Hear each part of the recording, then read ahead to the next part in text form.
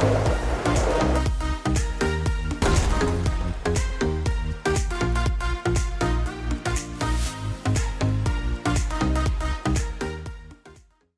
everybody. Welcome to the next episode of Staying Muddy Podcast. Today we have Christian Garcia, who is a recent grad from Cal State LA. He was on our sister team, Formula SAE. He was the captain for 2 years, right? Yeah, about 2 years. Did I say he was an EE? I think I did. So I think that's a pretty interesting highlight. Anything else you want to say, Christian, about yourself?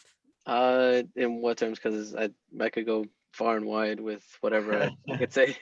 So I would probably need a little more emphasis on what you would like to know. What do you want the world to know about you? What do you my want God, that's such a people who huge listen, question. people who are listening right now, what do you want them to know about you?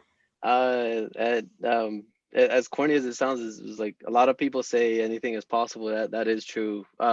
That's one of the things that has really stuck by me this whole process. I call going to school like a whole process because it's not just like go to class and then go home, go work, like typical things. It's just like, yeah, you go to class and then it's a different class and then you have to remember everything. So you're just transforming along the way. So long as you put your mind to it, that's what I ended up doing. Myself, like many other of my colleagues, have gotten through this, and then we look back and we're like, wow, we're completely different people now. Yeah, it's definitely a crazy journey that you've gone through for sure. Being a part of SAE in itself is like, oh man, I can't even explain it. We wouldn't have enough time on this podcast to explain how much SAE and just your entire college career really affects you. We'll start from the beginning of the important part of your school timeline, which is, of course, SAE, because why wouldn't it be? So we kind of like to ask people what your first task was. When you joined SAE, what was like the first thing that they put you to do? I remember very clearly. I joined Baja as soon as I got to Cal State LA. As soon as I found out what it was, and when I went into the lab, the first thing that I was tasked to do was to basically extend a connection for one of the earpieces that we had, for one of the communication pieces that we had for the walkie-talkie. So that was the first thing that I did. Ooh, that was so long ago. I remember yeah. that. And it's funny because you and I joined Baja at the same time. And when we joined, the electrical team had just started.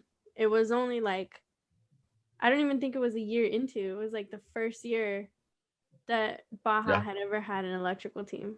Yep. Yeah. Mm-hmm. Yeah. That was fun. For those of you that don't know, because obviously we know our backgrounds, but those that are listening that don't, myself, Crystal, I was about to call you Squeaky Taco because that's your handle. But Christian, we were all on the Baja team at the same exact time. I started a little bit before them and they sort of came along afterwards. But we definitely have a history behind all of this, just for those of you that are unfamiliar with the where we're at. Yeah. Juan had a year over us. Just went. It was about a year. Yeah, it was about a year when you guys came on. Because I think you joined 2016 and we joined 2017. Mm-hmm. Yeah. Yeah, that's when I transferred in. The walkie-talkies. So I think that's we should kind of mention that because it was really funny. And he was making the walkie-talkie for you, Juan. Yeah, he you was were the person who ended up using it, and it was a disaster. Oh yeah. We didn't know what we were doing. Honestly, like I feel like we were all very new to the electrical world. None of us had done soldering. I hadn't done soldering. I hadn't done wiring. I hadn't done like clean slate. I hadn't done anything except like a little bit playing around with like Arduinos, but nothing like what we started with. Yeah, it was definitely a first task. Like, the first task go, that was definitely a first task. And looking back, I'm like, yeah, I could have done so much better, but that's now that I have all this like knowledge and stuff, and I'm like, damn, it could have been like so much cleaner, it could have been done completely different. Talk about what happened at competition. when the cable started failing, basically it just started falling apart. Yeah, so the walkie has, right, like the headphone, and then it has a part where there's like a switch where you turn it on and then you can talk into it, right? In this case that's Juan like talking into it. And we tried to put the switch, I think, on like his wrist so that he could just like while he was driving, because you have Mm, wrist restraints, right? And he's mm. driving and he can just like flick the switch and then keep going. But the problem was that like every time, what was it, that like every time he was trying to get out of the car, Yeah, the exactly. walkie had the cable running from it, like from the firewall. And then so like every time he got out of the car, when he would jump out, it would like pull that cord, and we forgot to like disconnect him. It would just like rip the whole thing apart. And those walkie wires are tiny. They're like not even a millimeter, like not even a But millimeter in diameter. Like I don't even think, of I like don't remember what of gauge it what was, but they're it's like right tiny, there. It's tiny. like, oh, you can't see it. The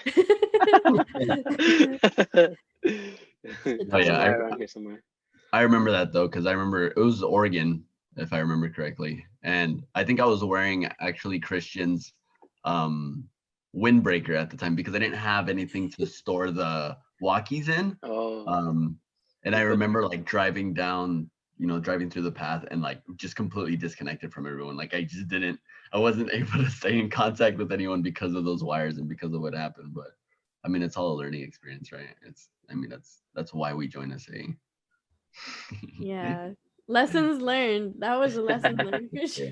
for sure. Yeah. Next year we had a wireless system, to say the least. So Okay, so to sort of continue that road as like the first things that you did at Baja or Formula or whatever, like, do you remember like the first person that you met with an SAE? Because I definitely do. Like, do you remember the first person that you met? yeah, yeah. The person that probably made the biggest impression on me was definitely he sold it. Whenever went to the first meeting, right? Like when we're tabling out there, I don't remember faces. I don't remember who I talked to, where I signed up, right? Because it's one of those things, just kind of like passing by, and you're kind of like, oh, see if it goes anywhere, right? You don't really mind too much of it. But when I went to the first meeting, the introductory meeting, I remember Luis, the person who was captain then. He really sold me on the idea of this is somewhere where you can grow if you put the effort, right? If you put in work, you're gonna end up getting it back, like maybe tenfold. And that's really what made me stay. Like at first I was iffy and I saw the stuff, like I was never that big of a motorsports person. I was into cars in the sense that cars, models, makes, and stuff like that, and do basic oil change and things like that, but nothing too in depth like some of my other constituents, but what really sold me was when he said, like, I'm not gonna learn any of you guys' names because you guys might not be here next week or the week after, and that's fine. This might not be for you guys, but if it is, like, you guys will see what comes out of it, and I'm glad I stayed. I'm gonna go a little bit off script here. Um, what do you think was like the hardest part about being a new team member? Oh, that's it's always the environment. It's breaking into that environment. I understand why that culture that we had in the lab, it's something that seems like everybody's super tight and everybody's like they know each other. And I started realizing that's kind of how it is in a lot of places. Like, you go to a certain, like, for example, like gyms where they do like MMA, or like you go to like certain jobs, like everybody knows each other, right? And you just need to break into that environment. That was one of the toughest things for me to understand because I think in previous experiences that I've had, I've slowly started meeting people one by one because I had to, right? Because it was like work or it was for class. Um, but this was different. This was something that I chose to do. And I realized, I'm like, okay, all these people are talking amongst themselves. And, like I myself, I considered myself before this whole pandemic, I considered myself an introverted person. So I would shy away from, situations that are, had to do with being in public, or have to do with being around a lot of people, especially if they knew each other, especially if it was something that's kind of like a group thing. But as time progressed, I started realizing, I'm like, oh, okay, that's it's just, you just naturally kind of like start blending in. Yeah, I can definitely attest to that. The environment was very interesting joining in. Um, Funny because you joined in as Baja and then you ended up in Formula, and I joined in as Formula and ended up in Baja. And I mean, it goes either way. It's SAE is SAE. That environment is still there. And I remember joining, and it was very much like exactly like you said. Like everyone's really close knit, so it's very hard for you to be a part of that as well. It definitely helps when the members that have been there for a while definitely include you. But I think what really helps is having someone else there with you that had just joined. And for me, that was Reggie. And like we definitely like we always were. I know, right? Like we always like worked together, and we always did projects. And we were both like I think that's definitely what got the both of us through into actually jumping into that environment and staying in it was because both of us were going through it. So props to you for having joined by yourself. Like that's definitely difficult going into something like that. The realest bromance, Juan plus Reggie. I know. Even to this day, like it doesn't. There's been no shortage of that. Okay, so moving forward to the next thing is this question's kind of like given. Like, what's your favorite section within like Baja within SA? Like, oh, come on, like there's literally one section that you can say. What's your favorite section going into SAE? You know, honestly, that's funny you say that. And I'd actually, technically, I'd actually have to say engine. I know you were thinking electrical, right? Oh, Yeah, definitely, 100%. no brainer, no brainer. But I think like after learning a little bit about how the engine works, because like we had to do the whole engine computing system, and just Mm, learning all the sensors that go along with it, and how like intricate the timing is. Not only is the electrical like part of it just like a huge part of it, but the engine itself, like it's kind of like give and take. Like it's a Juan and Reggie relationship right there. You know, without one, you can't have the other. Like, yeah, function right. And in terms of like, you know, the engine has to make the car move. But if the engine's not getting any feedback or any information, then you know it it's not gonna do what it has to do. You know, yeah, I so. totally understand. And the engine is probably the biggest thing on that vehicle. Like if there's one thing that you don't want to go wrong, it's pretty much the engine. Like front suspension's fine, rear suspension, like you can deal with that, whatever, weld some tubes together and make the wheel turn, right? But engine is one of those things. It's like I don't envy you guys because we in Baja like we don't deal with that. We don't Mm. deal with any of that. So yeah, that's the fact that you said that that's your favorite task. That's your favorite section. Props to you. Yeah, it's definitely a hard one for Hey, sure. that doesn't mean I'm good at it. I know surface level. I don't know too much. I don't know enough to be able to say, yeah, I can fix that. No, no, no. So So taking into consideration that you were on the electrical team in Baja, and you were on that you like the engine and like the whole captain aspect of Formula. How would you say like the teams compare? Was there one that you liked better? Are certain aspects of one that you liked better than another one, or like what's like the biggest difference in the heart of like what Formula versus Baja is? Okay, so this one's actually he just made me. He just tapped into something that I had thought about. So I think about this periodically. I'm not gonna lie, but one of the biggest differences is for Baja. Electrical has more versatility. Like the requirements for Baja's electrical system is the brake light, and that's basically and the kill switch. So the brake light and the kill switches. So after that, everything else is like it's just supplementary. It just definitely helps out, right? But it's not required for the car to function. Meaning that like we have the ability to be able to like mess around with data acquisition, do things that's actually what calls my attention a lot. Like data acquisition in general, it's what really pulled me in. Like I was in, and then like once we started doing the data acquisition, I was like it just grabbed me and then just did not let go, right? So that's one aspect that I really like about Baja. Like you have more versatility to be able to do things aside from what is required, because what is required isn't as necessary to work on, or as necessary to have a backing to understanding. to being able to make it function compared to like Formula, where doing an ECU, the whole setup for the sensors and the engine, the wiring, the harness, that's required for the car to run.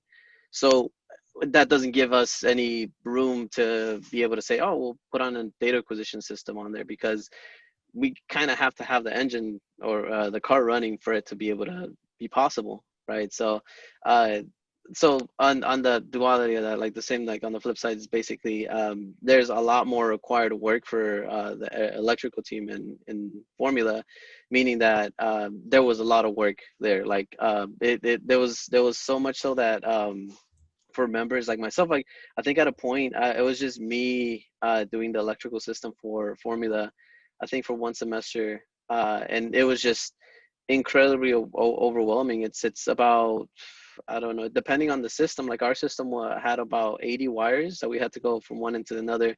So it goes from the ECU out to all the sensors that go into the engine, the fuel pump, things like that. So that takes time. And then a little mistake, like the gauge of the wire, makes such a big difference, as in like the system won't even start.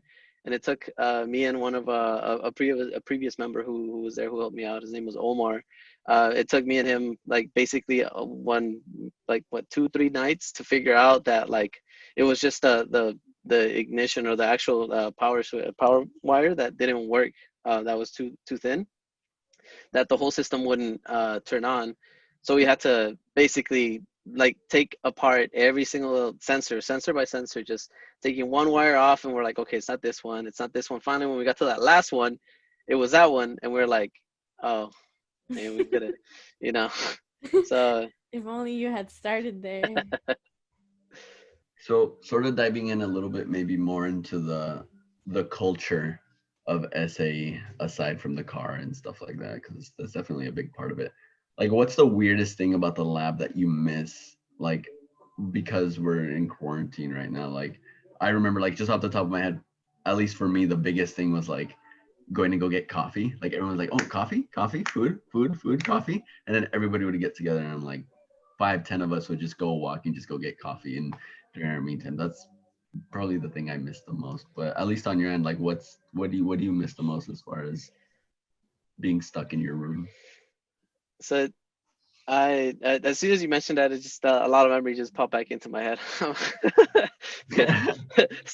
it. The But nostalgia. one of the biggest things that I miss is just being able to basically kind of let loose, in the sense that like I'm walking down like from the gate into like the back where the office is, and I just felt like yelling whatever, for whatever reason. I just yelled, and felt good. It's like an outlet, I guess, for myself. And then like can't really do that here, because like little brother's asleep, or like the neighbors, or like, I'm walking like from the door to my room and I yell. It's like my mom's gonna look at me like, bro, what's wrong with you?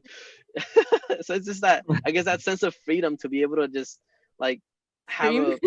yeah, have a release, just joke around, like somebody says a joke on the other end of the room, and I'm like, hey, I heard that, like just being able to do that. Yeah, that's one of the things. Act like a savage. I totally understand that. Um, and sort of like diving into the next question, it's like obviously we talked a little bit about how you spent some time within Baja and then you like transitioned to Formula. Probably the biggest thing, probably the biggest reason that you transitioned more into Formula was, I mean, not only that, because there were, like you had mentioned in Baja, there isn't a lot of electrical tasks. What is it, like a brake light, maybe?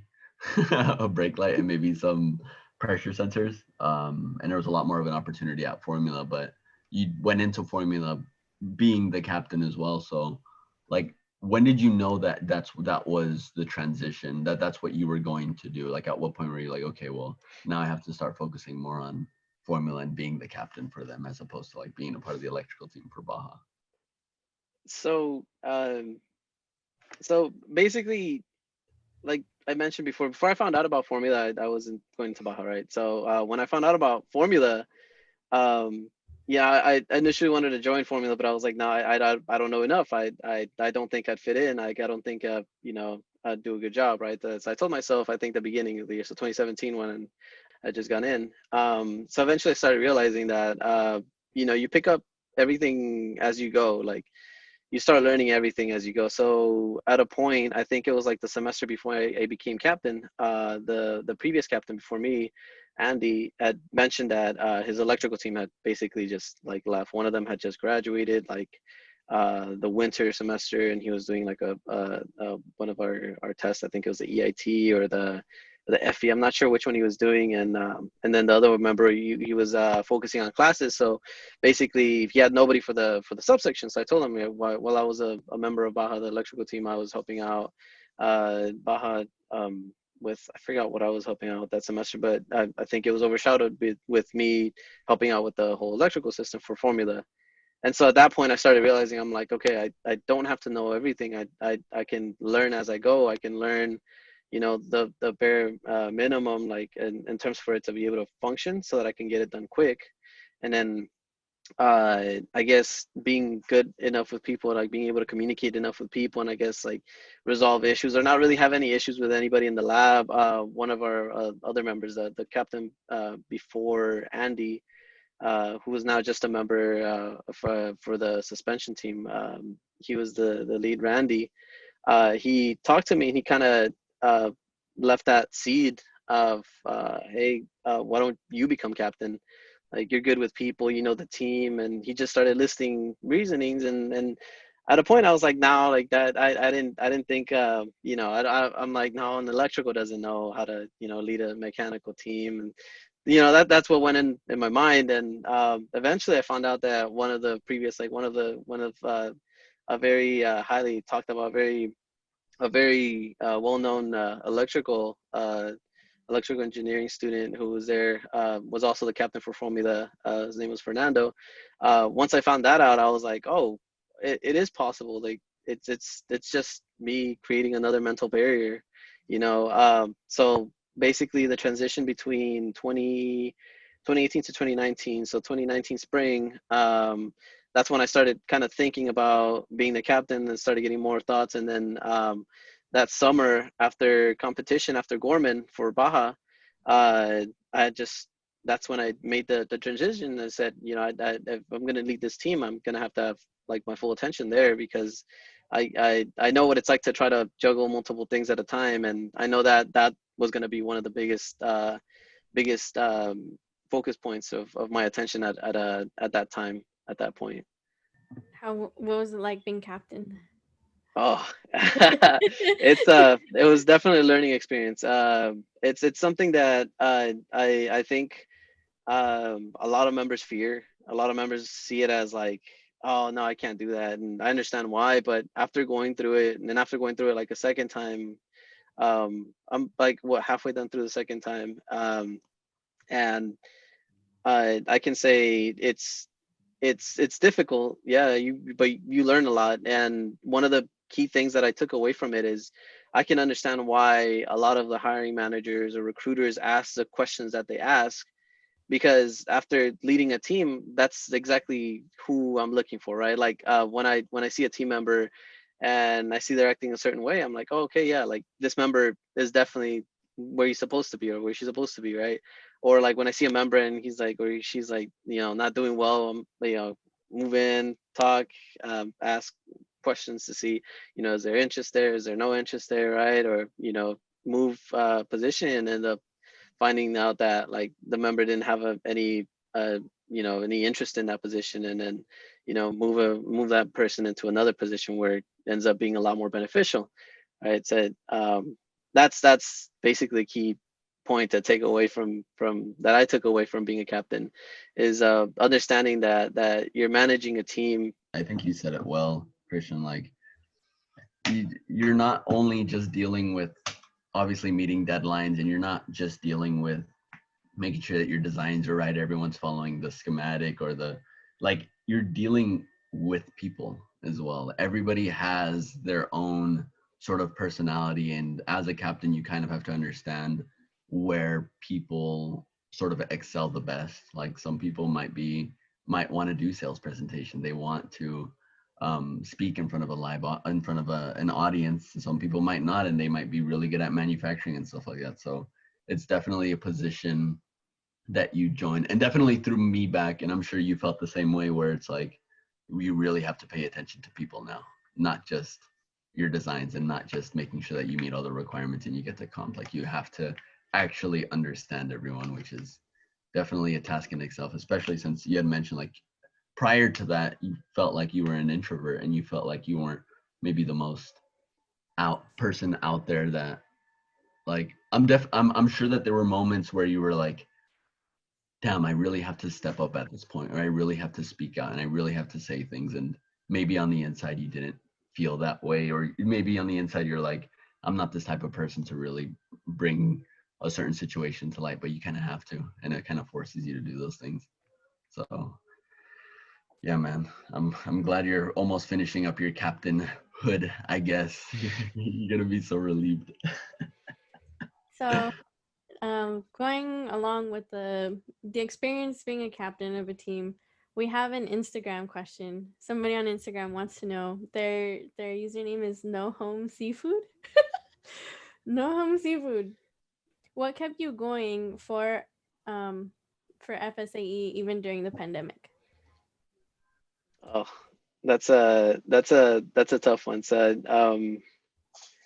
one of the biggest things is I guess it lies more with the team. I care enough about the team. I care so much about the team that I just felt like I couldn't let it down. Like there's so many people looking up to me, so many people indirectly like depending on me, and I felt like if I were to just, say one day like, oh, I can't do this anymore and just step out and step down, I know that would have left the team in a very bad position. Like it wouldn't be a position where like I think I've been in tough positions before where like I'm at work like where I have to be like where it's forced to be, and like the manager calls off or something like that, and we're kind of like, what do we do now? The team needs guidance, even though some members might be able to do it themselves, other members might struggle with that. So that's one of the biggest things that helped me keep going. Another one of the things that kept me going is that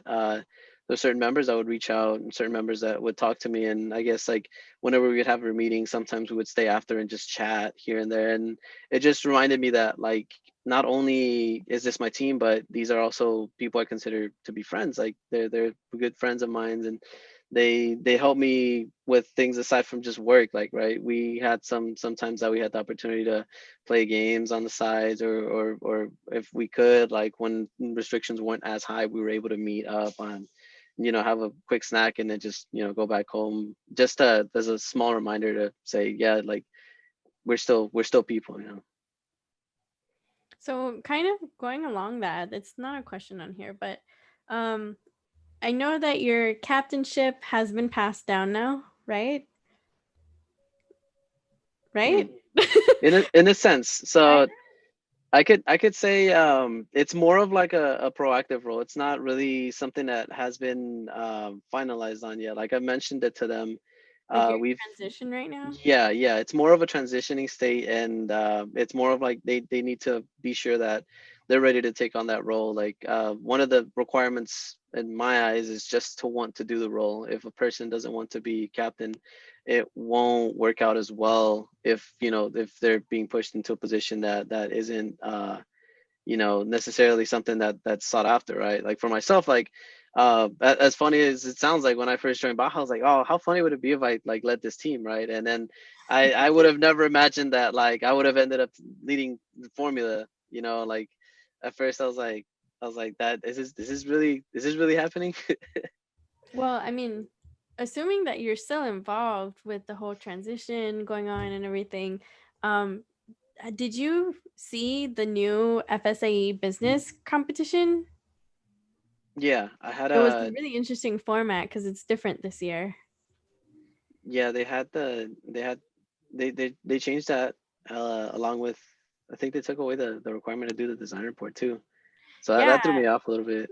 yeah, it's completely different. So now what they're doing is all the teams in their business presentation, normally it's like you have to sell your car, right? You have to talk about some kind of hypothetical business model where you're talking about like your profit, or you're talking about how many units you're going to sell, or you're talking about how, like, last year's was actually still pretty interesting. It was like you have to cut, I think it was like some huge number percentage of cost in your engineering side. Like, how are you going to deal with that?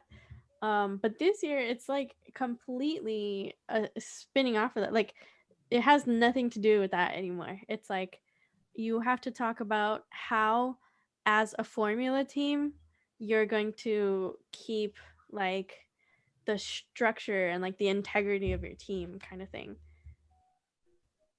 Hmm. Comments. That's one of the things that we've really tried doing as far as the team goes. That's something that I really tried spending time with in terms of like keeping the integrity of the team, the structure of the team. One of the things that I always tell the next members is like, I know for a fact that the ones who are going to be taking over me will definitely do a better job than I did, because I feel like there are certain flaws that I can't see in the way that I do things, and they can. And I know that those would be points for them to be able to improve upon. Um, so one of the things is I try to maintain the same traditional format that we used to have in terms of like the way that we split up the subsections. And I also made it an effort to keep all our documentation in one place so that we wouldn't have the same issue that we had, I think, a couple years back. And I think even with Baja, we had that issue that there was like some information that was lacking. There could have been a lot of things that we could have like learned or known in terms of like documentation that could have been kept. But a lot of the stuff, there was like a big gap in between, and then as like the years pass, you know, certain rules change, so a lot of the things that we had access to was outdated. It wasn't as helpful, you know, as for example if we would have had like maybe information from 2 or 3 years back. So this time around, one of the things that I'm doing is making sure that our team has a systematic way to be able to keep all their documentation in one place, just using SharePoint, which since Cal State students were able to get access to a SharePoint through our email. So it just made sense. Like I think the team was using Gmail before that, but it became somewhat of an issue when some members didn't have Gmails, right? And they had to make one just for that. So I thought, since like, you know, they're students of the school, like everybody's gonna have one of a Cal State email, right? So that was another aspect. And the same thing also, I've been encouraging my members to tell me what other ways they think would be helpful. So one of the things that we've also been trying is to keep meeting notes, or if possible, if we could record the meetings, we have enough room to store them, because I know eventually they become kind of, you know, kind of like an hour long, and what, maybe 16 meetings at minimum at a semester. That kind of adds up in computers. So whoever stores it, or if we store it on the SharePoint, you know, we might run out. Yeah. So, on continuing that note, what's the biggest advice you can give to other teams, based on, you know, the 2 years that you were captain, the leadership experience that you had, now that you're like an alumni looking back? um what's your biggest advice? Biggest advice is get to know your members as best you can. I know it's kind of like, it's been one of my potentially uh main foci is that how you say that? Main focus is that one of the main focus that I've had throughout my whole captaincy, to get and a more of a personal level with each one of my members, because that'll help me understand their dynamic better, instead of just seeing them as a typical member, right? So if you have a person that, you know, you'll be able to know how to talk to them, you'll be able to know how to communicate, you'll be able to know if something's wrong, what's wrong, instead of having to guess and having to maybe react the way that, you know, shouldn't have been done, right? Or like a way that like maybe I would look back and I'd be like, oh, maybe I shouldn't have said that, you know, things like that. I think that's the biggest thing, is just get to know your members in more of a personal level, rather than just a member. Doing things outside of, you know, work too, like doing things like what we did is K1 karting with the team, and that helped us, you know, come a little closer. So it's just things like that that help us out. Come a little closer. Sure. We had the same. I mean, we had the same thing. You were a part of it too. The whole Baja bonding stuff. Like Baja it's bonding. definitely a huge push that we tried to do across SAE was because you want to keep that relationship between both Formula and Baja. Like they aren't as much as they are different teams or as much as they are separate teams. Like we're still working in the same environment, and being able to get closer with them is a lot easier for you to communicate. Like if there's issues with, I don't know, someone's taking some material or someone's doing whatever, right? Um, it's very easy for you to talk to them and try to figure that out if you've already spent time with them outside of, you're just more comfortable with them. So it seems like you've definitely have been through the through the SAE environment and have gone through not only being a new member but also being the captain of the team. And how do you feel like it's impacted your life being a part of both Formula and Baja, like not just professionally, but as a person, how do you think it's impacted what you've done? This is a really good question. Thank you.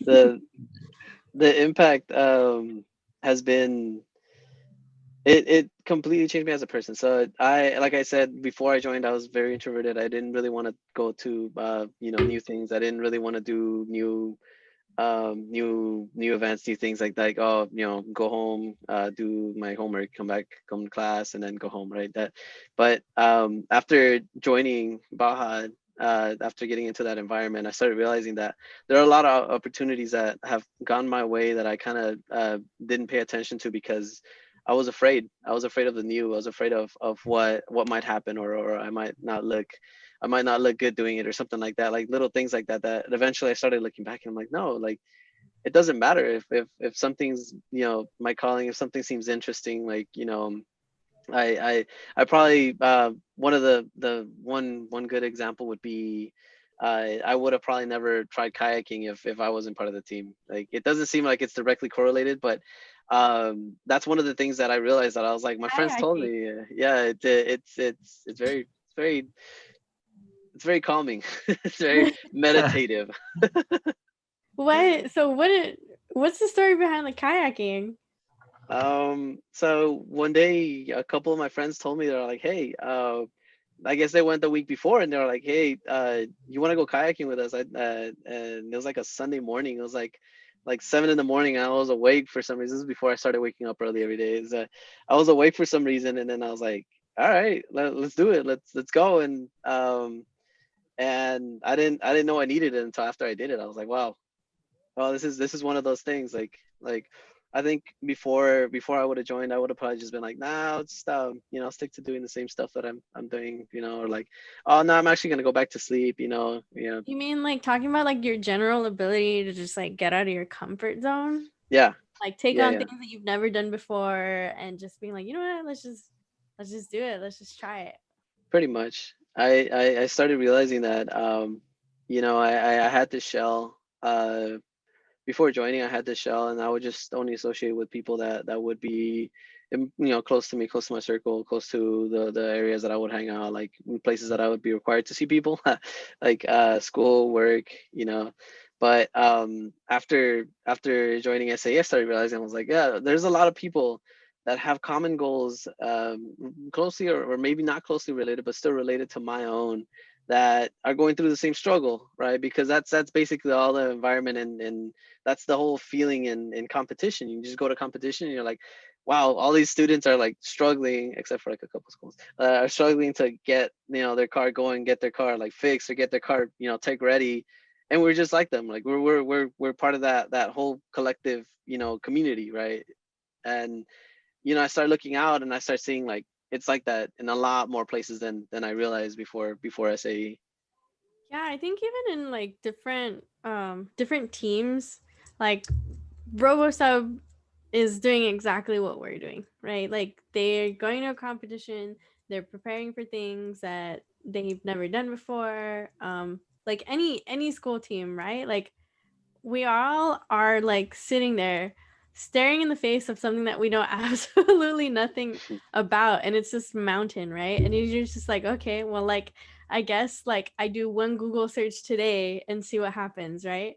And sitting there just doing that, and like you get it wrong and you get it wrong and you get it wrong, and then one time you get it right and you're like, oh man, like okay, I'm making progress now. And it's like your whole experience of like first it's like a semester, and then it's a year, and then it's like several years, and before you know it you're graduating, and like you look back and you realize like just how much you did because you just decided to try it one day, instead of like shying away from it and telling yourself that you couldn't do it. It's like, well, I don't think that I'm going to be good at this, but I'm going to do it anyway.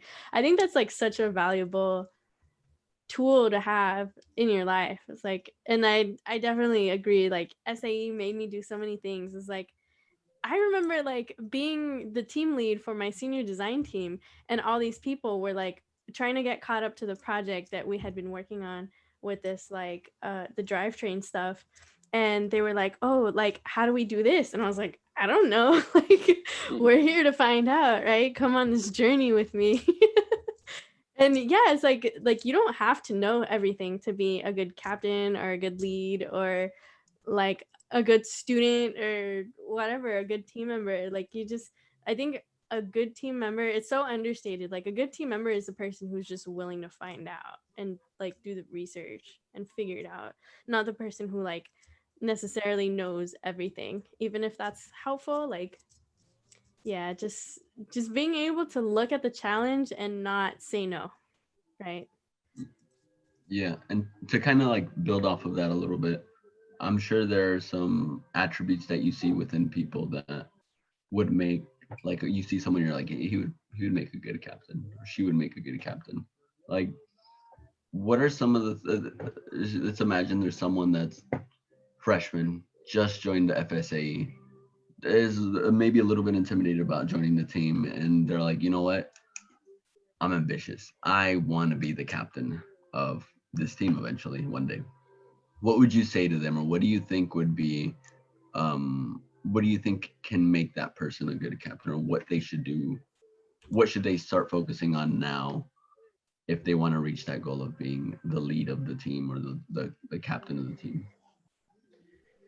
So there are a lot of things, but the three that came to mind and the three that seem the most important to me are uh one, curiosity. Like, you don't do something because you know what's going to happen. You do something because you're kind of like, oh, I wonder what's going to happen, right? You're reading a story and you're like, oh, what happens next? All right. So with that, it just helps you kind of like, oh, how does that work? And that kind of sparks that whole want to find out, right? Which leads to the second, which sometimes you're going to be wrong, right? Sometimes I've been wrong a lot of times, and I think I've been pretty good with accepting it. And there have been times where I haven't really accepted it, and I look back and I'm like, yeah, like, there's different ways of seeing it. So being able to take feedback is also another very crucial component. Otherwise, you're not going to be able to improve. Like, otherwise that member wouldn't be able to improve, right? Because if I didn't take any of the feedback that I was given, or if I didn't like really think about and really analyze like the feedback that I've received, I would have not been here. I would have been in the same fixed mindset, thinking like, oh, like I know what I'm talking about. I know what's going on. Like, I know this is how things are supposed to work. It's like, no, like sometimes I don't know, and sometimes we don't know, and that's okay. That's okay. Just knowing that you don't know. There's so much information that is available that I know. I the more I learn, the less I know. I don't know if that makes sense. I think that's how it goes. And the third thing, the most important thing, and honestly the thing that is a make or break, it's the ganas. So it's the want to, right? The desire, the need to want, you know to want this, right? So if a person really wants to be captain, they'll have that desire. They'll do whatever they can, whatever is in their power to be able to do it, right? So if that means like, okay, I don't know enough about this, so I should start learning about that right now, right? Or I'm actually not good at talking to people, so I'm going to throw myself in the lion's den and start talking to people, right? So that is what encourages, those are the three main aspects that I feel like have made me, um, how I am in terms of a captain. I know that if a member starts cultivating those three aspects, they will end up being successful. Like I said, like I know the next person who's going to take the role of captain for this team is going to do a great job, and I'm sure it's going to be much better than mine because I know that from my mistakes, uh, those improvements are what basically help build the team. Right? We're not a built team until like it's like an engineering project. It's like, are we really done? Right? I don't think we're ever done with whatever we do because we can always improve upon it. Right? So to say that I was a good captain, okay, I'll accept that, but I know there will be better, and I know that if I can help, I will. Right? Yeah, no, I totally understand that. And like to sort of add to that, I think at least one of the things that that I had to catch on very quickly, and I think most people that do want to join like a leadership role like this, especially being a captain, is being able to separate your personal to your professional life. So it's like you can have things going on at home, or going on in school, like schoolwork and stuff like that, or maybe you're not doing too well on exams and stuff. But to some degree, like if you're the captain of the team, people are watching you, and people gain confidence knowing that you're confident about what you're doing. And if I think you let that kind of show, that you're like, how do you put it, like if you're struggling at home, right, and you come into the lab, or you try to run a meeting or something and you're not in the best place, like people catch on to that very quickly. And I think you hold a lot of responsibility as a captain to continue to increase morale and increase and try to keep that like spark and that like inspiration within everyone else. So it definitely, I definitely understand. That was definitely something that I'm sure you had to catch on to like very quickly. It's like, even though you might not be doing well in that class, like to some degree you can't really show that to the rest of the team, or else maybe to some degree they're like, oh, he's not Morale as goes confident, down, he's right? not as confident in the team. So it's definitely a mental battle that you have to fight through. um but yeah, not to get too dark, but yeah, that's pretty much hard. It's hard for sure. um, It's a sacrifice, not a loss. yeah, it's definitely a big sacrifice for sure, because it's like they're your friend, like you're the team that you're leading, they're your friends too, so to some degree they know what's going on in your life. But you still have to, in a way, put up a kind of a front a little bit and be as confident as possible and be as secure in yourself, so that that resonates with everyone else and everybody else remains like hyped and confident and inspired. But definitely takes a toll. So if you're trying to be a captain at some point, for those of you that are listening, just know there's some sacrifices that come along with it. um Anyways, let's get a little bit more happy. Right, happy time. So cheerleader Paola, hi Paulita. She asks, we kind of talked about this a little bit, but there's another question that we missed a little bit. But she wants to know what your best memory at Cal State LA was. But I think that we can kind of also feed into that, like competition. Like, what were your best competition experiences? You went to how many now? You went to Oregon. Mhm. I don't think you went to California or Rochester. I did go to California, and Gorman, right? We went to Gorman, went to Oregon, went to Nebraska with Formula, and then it became virtual after that. Yeah.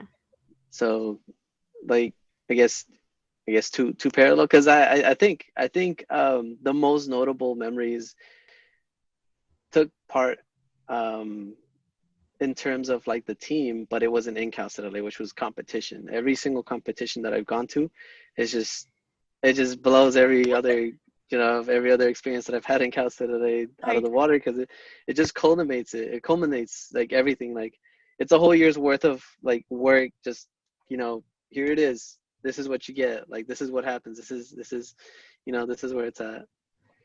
Story time. Story time. So uh, I'm trying to remember the most notable memory in Cal State LA.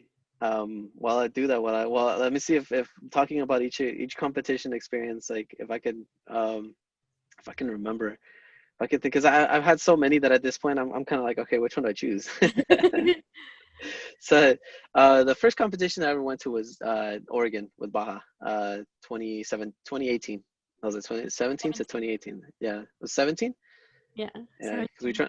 I transferred in 17 and we went basically 2018 that next year. So that's spring of 2018 at the end of that.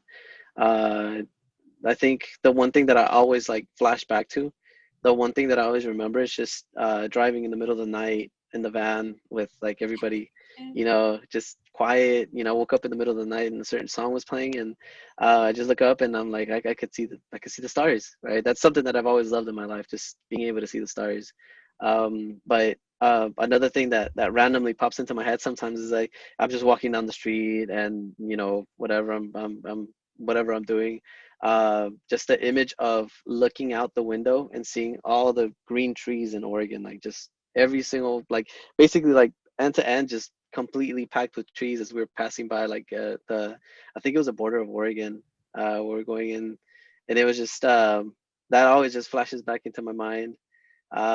Also, I guess the cold sweat dream, when we were like working on the car the day before endurance, and just like getting about an hour of sleep because Yeah. we stayed up the whole time. Is it Oregon? Yeah, that was Oregon. Oh, I was sleeping. Yeah, because you're the driver. I I Yeah. remember that very clearly. I sometimes I wake up and I'm like, oh, I really did that. Yeah, but that was for Oregon. For Gorman, I think what stands out the most is the overshadowing cold. Like I was surprised that Oregon wasn't as cold as Gorman in the morning. Right? It was we're in a desert. We're in the middle of the California desert, Yeah, it was and it's ridiculously like cold. freezing. Was the That's desert. that. Yeah, that's the that's the that's right. Huh? That's right. Desert. Um, that's the one thing that I always remember. Like it was unbelievably cold, and we had to get the car ready, get everything ready, and it's just extremely difficult to move your fingers with like that cold. It's just kind of like you And I know remember you were a spotter, and they sent you up the hill, and it was like you were all by yourself, way up on that little hill, and it's that like all you have is this poncho because it's freaking raining, even though it's a desert. that was right before it started raining. Yeah, I was like, yeah, I'll do it. It was like miles away. It was far. That Oh was yeah.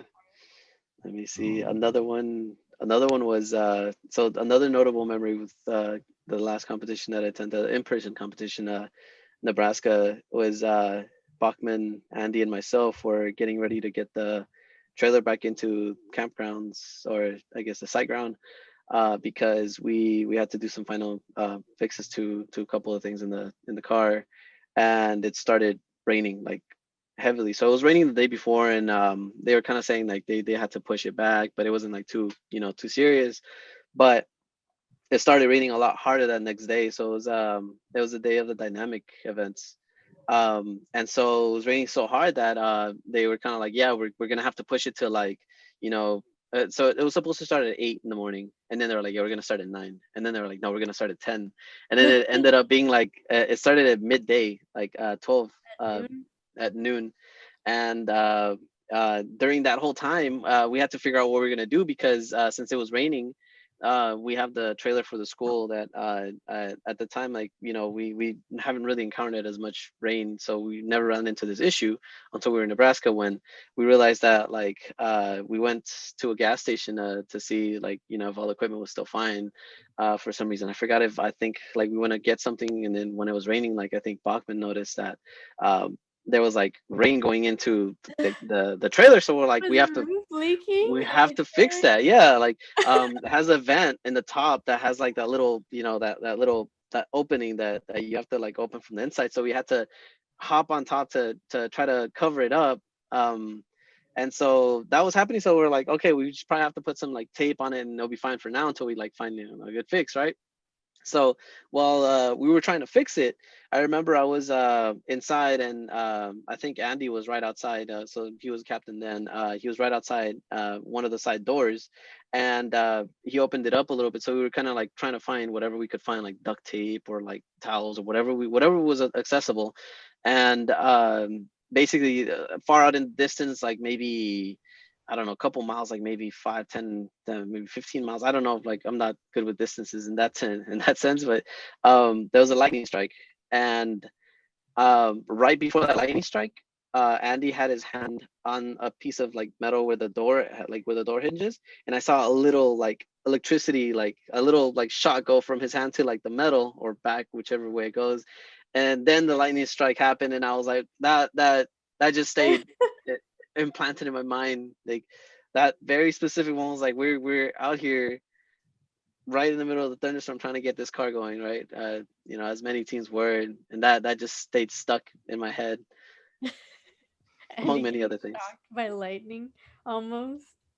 Yeah. Yeah, I mean, it could have, if the lightning strike wasn't that far, it could have hit him probably. Yeah, Mhm. we were probably in danger. Ding, ding. So we have another Instagram question, and this one kind of leads a little bit away from sort of the stuff that you've done in college. This one's from, I don't even know how to say this name, UVA. That's all I'm gonna say. There's a lot of underscores. There's a lot of underscores, so it's UVA. Anyway, they asked, um, they're pretty much asking about your experience being an intern for the first time, but um, yeah, that's pretty much the question. Like, what was it like interning for the first time, and how do you feel SAE had helped you prepare for that role? Oh, I'm pretty confident I wouldn't have gotten it. I wouldn't have felt confident enough to get it, or I wouldn't been in the position to get it if it wasn't for SAE, right? So initially, I think one of the things that I preach to new members, and I preach to right now, is you need three things to be able to be in a sense successful in the professional environment in terms of like engineering. It's the experience, the grades, and the platform to be able to sell yourself, right? So the experience, I'll get to after, right? The grades you get from school, basically like going, getting your knowledge, getting whatever tests you have to get, certifications, whatever it is, you need to have that to back up, like basically like, okay, I graduated from this school, and with this much, or whatever it is, you need that. That's kind of a given, like you need that, right? Every employer needs that. And experience, what was it there? I lost myself, look at that. Yeah, um experience.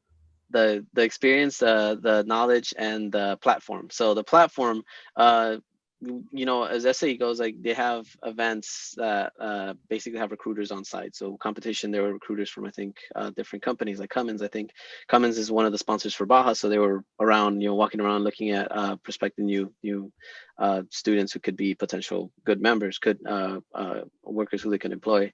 So that was a platform that was available to me, but this one was given through SHIP, or SHES, the chapter in Cal State LA. I went to the regional leadership conference, RLDC, leadership development conference, and through there, I had the platform to be able to speak. Right, I had the grades at the time. I was doing pretty well in classes, and I had already given my best at semesters. I set myself up to basically, like, once I went to that conference, I was like, okay, like, let's see what happens. That's what I said to myself. Let's see what happens. That's basically what I've said to myself with a lot of experiences I've had now.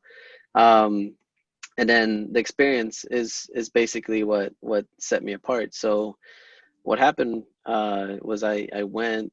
So just for anybody who, I don't think it's been mentioned yet, I'm working for Raytheon as a full-time employee now, and I interned for Raytheon starting the summer of 2018. So I saw, no, 2019, sorry. And then I interned again 2020 during the summer, so it was all virtual. And then I stayed employed up until this point as a part-time employee.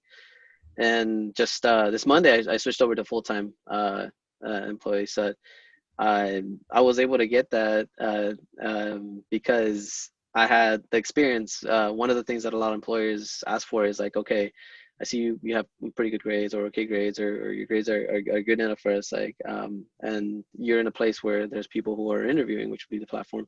The experience would be like, okay, what have you done, or have you worked in the team before, or have you had to do some sort of conflict resolution for a certain point for the people that you have worked with. And I was able to answer each one of those questions like with actual experience. Like yeah, I've been in that position. I've had to talk to a member when it wasn't going well. I had to communicate well with my members so that I could let them know like I could or could not do certain work. And each one of the questions, I felt so comfortable that I didn't realize I was in an interview until like halfway through. I was like, oh, this is an interview. This whole time I was like, oh, I thought we were just talking. Like it just felt so I've been normal at this point. Yeah, it's just that I was like, oh, this is happening. And, so I having that, and also one other thing that helped me kind of set that point up was being part of the team. There's always opportunities for us to be able to participate in I think events like Mesa, to volunteer, and people from the industry come to those events as well. And I wasn't really minding that much. I was like, I come to volunteer because it's fun. It's like fun to help out students, like aspiring students who might eventually become engineers at a point. And it's nice to know that like we are probably a turning point in their life, or maybe like a point where like, oh, I think what he does is pretty cool, what she does is pretty cool, like I'd like to know more about that, right? I've always had that, like if a student who's much younger than me is interested or curious about what I do or anything that I work with, like I love talking about it, because I just feel like this person has the interest and the curiosity to be able to like push them toward that goal that might be their goal at some point. So participating in those events, I was able to meet certain people that worked at Raytheon, and I guess I made enough of an impression that like when I saw them again at RLDC, he talked to me like we're like it was nice. It was nice to know that some people like I've talked to, like even sometimes like often like they don't really remember too much of me, or like they don't really remember like, oh, it's just that guy that I know. But this person, his name is Alex. He actually remembered me by name, and like he talked to me like we were really close friends, and I was like, wow, like that was really nice. So he was he was the one that helped me kind of segue into like, hey, this is the person I know, like she wants to have a chat with you. So my then manager pulled me aside, and that's when the whole interview happened. Dang, that's crazy. Yeah. Oh my god. So now you're working full time, you said, right? Yes. Okay. What is your job, or what was your role as an intern? What's your role now?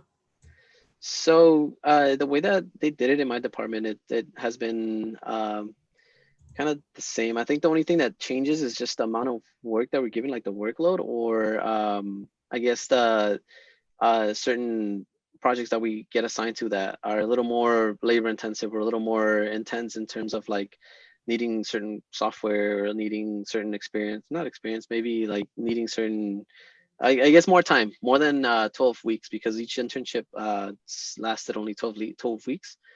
And some of the work that we're given kind of lasts like actually today I found out that one of the projects that somebody's working, I can't be too detailed because it's military stuff. It's Department of Defense. yeah, yeah, it's sorry, I'm still getting used to that. It's Yeah. top secret. So I can't talk about it. NDAs. One of the things that I found is that basically there's been a project that's lasted like over a year, and I'm like, oh, like you can't just throw anybody on there. So now that I'm a full-time employee, I've been getting more of those like long-term projects that I would be like more with looking at other parts. I guess I don't know how specific I could be with exactly what I do, but I work in the components engineering department, and a couple of the biggest tasks that we do is just basically make sure that certain parts that are that we use are being supported by certain manufacturers. So we have to contact them. We have to make sure that they're still available for us to be able to acquire. Other things also include with like making sure that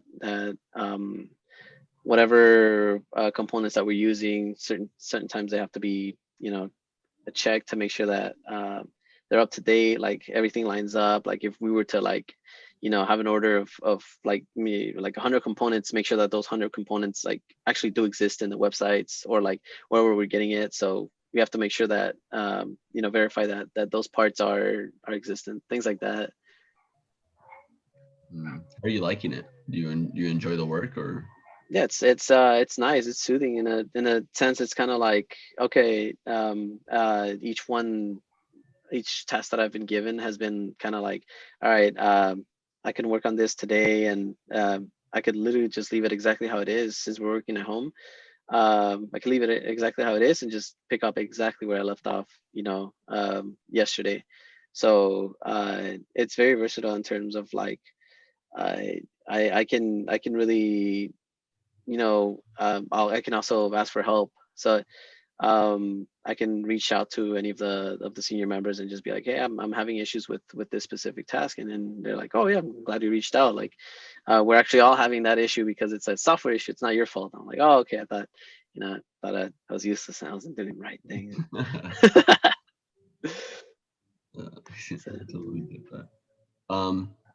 So we're gonna sort of start closing off a little bit more, and what we do want to know, or what I really want to know is, and I've seen it all over your IG and stuff, like what are some of the hobbies that you have, or some of the things, these hobbies, like how did you end up really getting into them?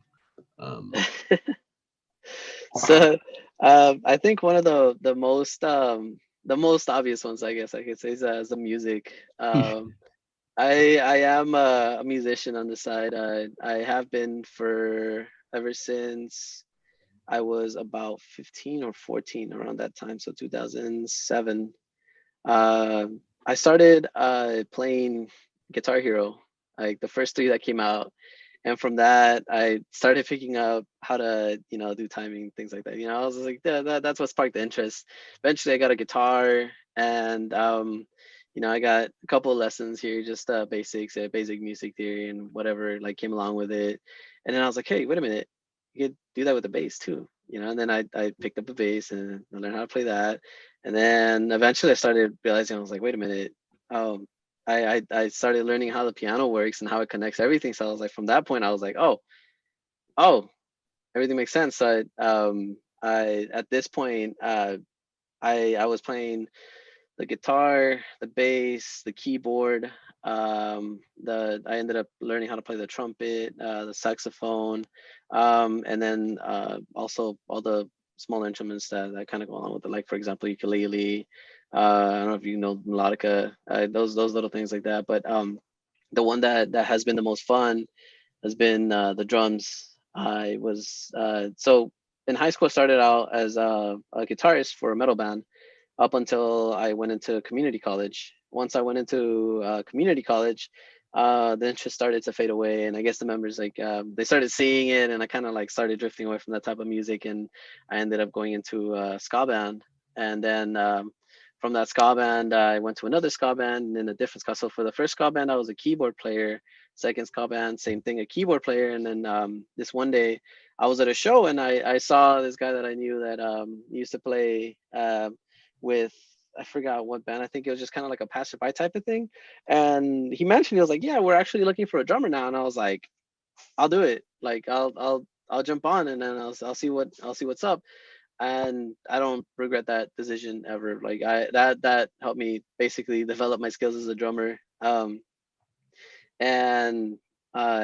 I was in that band for about 2-3 years. I kind of lost track of time at this point.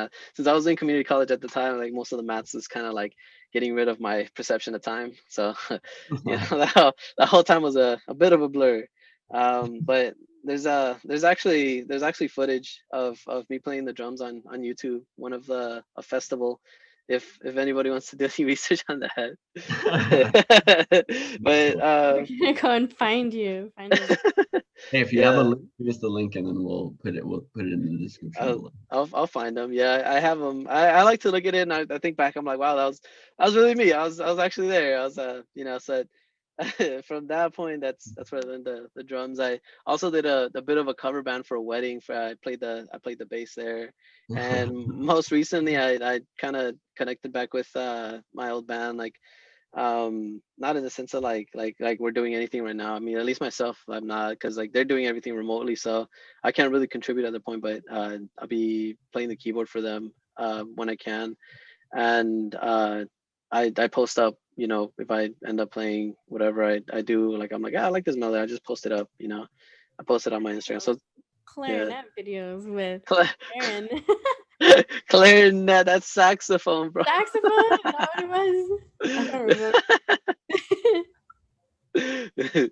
Yeah, that's one of the major hobbies. I guess other hobbies that I would consider a little bit minor because of this whole pandemic, the way it is. I guess momentarily it'd be biking. I ride fixed gear. I used to do for distance, but I'm kind of scared to go out now, so it's kind of on the back burner right now. But um, I also do weightlifting on the side too, so that's how I'm able to get that fixed.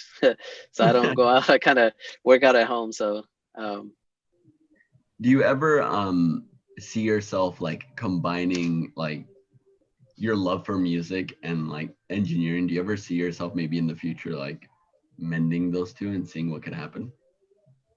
definitely, that's one of the things I haven't actively been thinking of.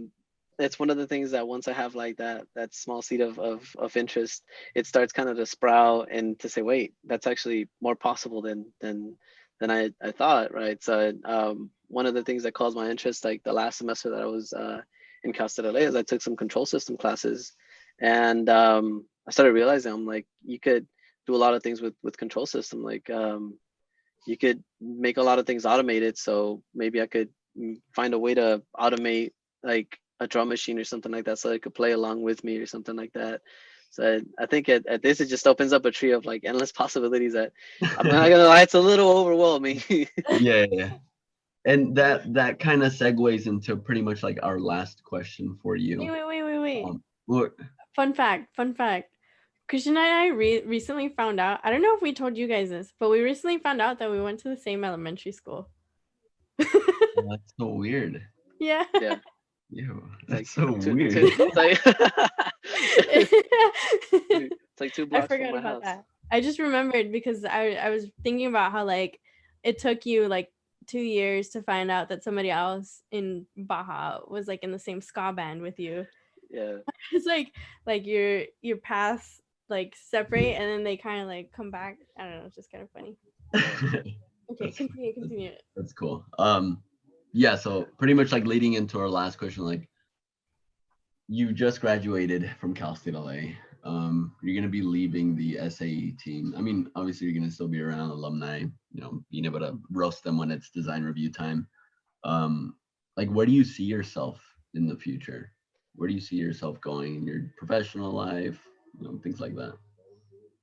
So one of my major goals in the next upcoming year is I want to attend grad school. So that's staying in the picture no matter what. The only thing that would maybe make it be delayed is if we have to do another virtual setting again. Like I I really like, my heart goes out to all the students who have to still continue to do virtual classes now, because it's very difficult. And so much so that I had the choice to take extra classes this upcoming semester, and I said, no, I think honestly, like for my own sake, I think I should just take this small break and get back into it next semester, so that way I have like a little bit of a mental break.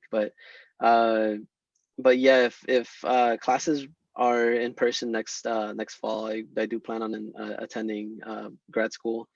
I plan on staying at Raytheon for some time so that I can pick up as much experience as I can, because eventually I do want to be able to manage, if not start up, my own company. So that's like long term goal, right? In order to be able to help my mom and my brother and my sister, like basically help set them up so that they can have the best opportunities that I didn't have when I was in their position. When they look up and they say, "Oh, I need help," I'm there, right? Like the way that I could have, I looked up and saw basically, you know, the people around me with, like, their hands extended down, but they could only go so far. And I'm like, all right, this is my family. This is as far as I'm gonna go. I'm gonna go as far as I can go to help them out, right? So I those would be my two main goals, is just to get a master's. I think I did plan on having multiple masters, but I'm gonna do the first master's in electrical engineering, and then I'll see how I feel about that. Yeah. I thought you were considering at some point doing the mechanical engineering masters. Yes, that's still in the works. I'm pretty certain about that right now, and I haven't changed my mind. I think it's been about 2 years, and I haven't changed my mind yet. So that's that, along with an MBA. Hence, because I want to start my own company, having that in my belt would help me out. That way, I don't have to rely too much on external help. In that sense, that way I have more knowledge to be able to make more sound decisions, I guess, in my perspective. I wonder if it would be a good talk for you to meet with our last podcast guest, Ricardo Alonso Ugalde. But yeah, he started his own business, and he said that he did it with like $2,000. But it was like surprising that it was like not a whole lot of money. Like in my head, I always think like if you need to start a business, like you have to have like 10 years of experience, and you have to have like this crazy like business loan budget of like at least $1 million or something, or like tens of thousands of dollars or something like that. Like especially because like electrical engineering, I feel like is really expensive, right? But yeah, no, he gained a lot of experience working for like a lot of private companies, and he said that he kind of enjoyed the smaller ones a lot more. But he started a company called Electric Universe, and he's just gotten contracts, and it's very much that like thing that we were talking about, how like you just have to try something even if you don't know if you know how to do it.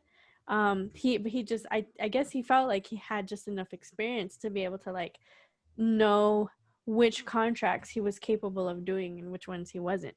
But yeah, I was surprised to hear that like it didn't take that much money and it didn't take that much experience. It was more just about his ambition and like his feeling that like he didn't really like working for companies, and he felt like it wasn't helpful, and it would like, I mean, like even in aerospace, I know that like getting things done tends to be a lot slower. Like you have all this budget and you have all this time, so like things are done very carefully, right? And really like what's the word? Like strategically.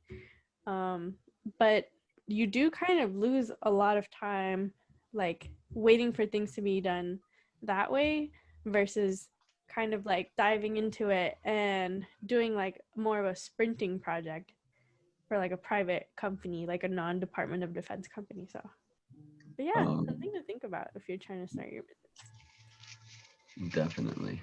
So to sort of close off, usually we sort of roll out the red carpet for our guests. Is there anything you want to sort of plug? Maybe LinkedIn, Facebook, Pinterest, anything in particular that you wanna sort of let the people know what you got going on? um I don't know. He's like, Yeah, no, don't ever talk to me. Leave me alone. I don't want to hear from you. Well, I'm on Instagram, most of all, but yeah, I could do email. I don't know if LinkedIn as well. Like I'll give you guys my link so that you guys could post in the description, so that way, if anybody wants to reach out, I love talking now. I love talking to people. Like I need that communication. Like especially when there's interest. Like if there's more like questions. Like there's a lot of things that I realized. Like my sister was hanging out with us this past because she doesn't live with us. She was hanging out this past break, and at times I had to like realize, oh wait, hold on, now you have to stop talking now because like you lost it. I was like, I have a lot to say, so if anybody's willing to listen, anybody's willing to talk, anybody has questions, I'll give you all the knowledge I have, honestly, because like what use is all this knowledge if I can't pass it on? So you heard it here, folks. Pass on your knowledge to Christian. Go bug him on LinkedIn. Chris, thanks for being on our podcast and talking to us about your kind of like unique experience being like an electrical engineer, running a mechanical team, like dabbling in both of them, and like the kind of this long road that you went down and learned so much from SAE. Yeah, so thanks for being here. We hope to have you on again. This has been the Staying Muddy podcast. Thanks Thank you. everybody for joining us, and we'll see you next time. Thank you for the platform. I really appreciate the opportunity. Appreciate it. Thank yeah, you. Absolutely. Thank you for listening to Staying Money Podcast. I'm Mr. You can follow us on Twitter, LinkedIn, Facebook, Instagram, and TikTok with the handle Baja SAE. You can also check out our website, Baja SAE, if you want to check out more stuff about our team, and we also have some merch on there as well. You can also join our Staying Money Podcast subreddit if you'd like. Thanks again for listening. See ya. The views, information, or opinions expressed during the Staying Muddy podcast are solely those of the individuals involved and do not necessarily represent those of Baja SAE and Cal State Los Angeles.